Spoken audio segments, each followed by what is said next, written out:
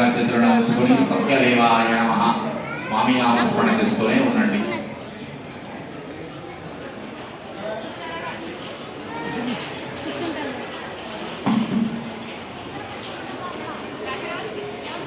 జయ రమారమణ గోవిందో హారి గోవిందా గోవిందా. కూడా స్వామికి అష్టోత్తరముతో ధూపదీప కర్పూర నీరాజన మతుష్పాలతో పూజ జరిగింది. ఇక మిగిలినది స్వామి వారి యొక్క మహిమాన్వితమైన కథలు ఉన్నాయి. పల్లెములో అక్షంతలు ఉంటాయి. మగవారు ఆడవారు పిల్లలు అందరూ అక్షంతల చేతితో పట్టుకుని స్వామి విగ్రహాల పక్క తిరగండి. పూర్తిగా విగ్రహాల పక్క తిరగండి. అక్షంతలు పట్టుకుని పూర్తిగా విగ్రహాల పక్క తిరగండి.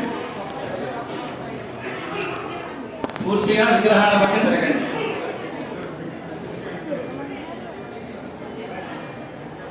అయితే వ్రతానికి ముఖ్యమైన శ్రద్ధ ఓర్పు కావాలి. వ్రతాన్ని ఎవరికి ఉపదేశించారు, ఈ వ్రతాన్ని చేసి ఎవరెవరు ఫలితము పొందారు, ఈ వ్రతము చేస్తాను అని చెయ్యకపోతే ఎలాంటి కష్టాలు సంభవిస్తాయి, వ్రత ప్రసాదము వద్దు అంటే ఎలాంటి పరిణామాలు సంభవిస్తాయని 5 అధ్యాయాలలో చెప్పబడ్డాయి. ఈ 5 అధ్యాయాలు అయ్యే వరకు కూడా ఓం శ్రీ సత్యదేవాయ నమః అని స్వామి నామాన్ని జపం చేస్తూ నేను చెప్పే 5 కథలు భక్తి శ్రద్ధలతో వినండి.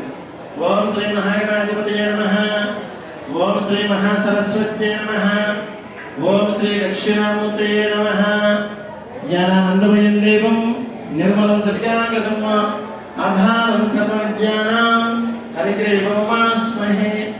హరిగ్రీవాయ నమః, శ్రీ సత్యదేవాయ నమః. ఏకదా ప్రారంభః ఏకదా నైమిషారణ్యే ఋషి శౌనకాదయః ప్రవచనం సర్వే సుఖం పౌరాణికం కలు.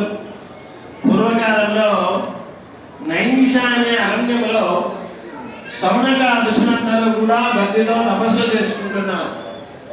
అక్కడికి సకల శాస్త్రములు, పురాణములు, వేదములు, ధర్మములు తెలిసినటువంటి మహానుభావుడైనటువంటి సూత మహాముని అక్కడికి వచ్చారు.